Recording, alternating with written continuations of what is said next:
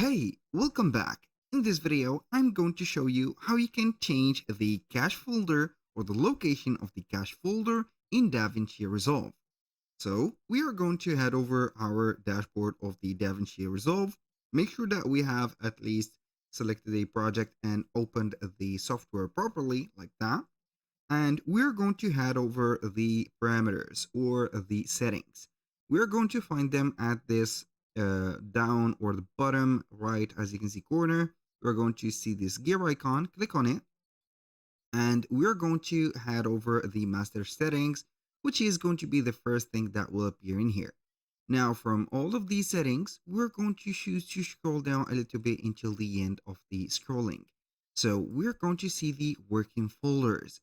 So we are going to see here three types of working folders. We have the proxy generator or generation location, which is not going to be that, let's say here, important. Either if it is going to be exporting here the product archive and also the proxy with it, or the proxy cache. And we have the cache location or file location, and we have the gallery stills location. So the cache files is going to be the temporary memory or the temporary files that are going to be created in order for the software to create this specific final version of the video that you have put.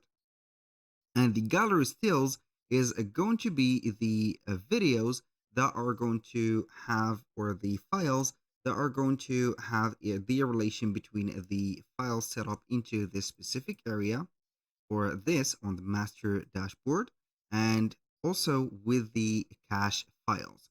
So you can go ahead and modify or change the location of the cache files and also the gallery stills by clicking on browse.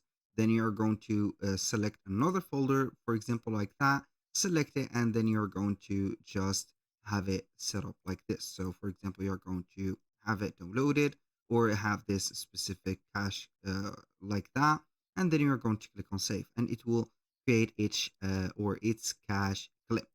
I'm not going to save it, but if you're going to have the case in here, you're going to save it right there.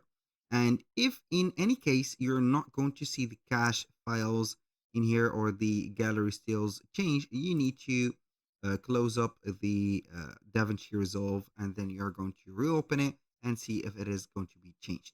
That was pretty much it for today's video. If you find this video helpful, please hit the like button and don't forget to subscribe.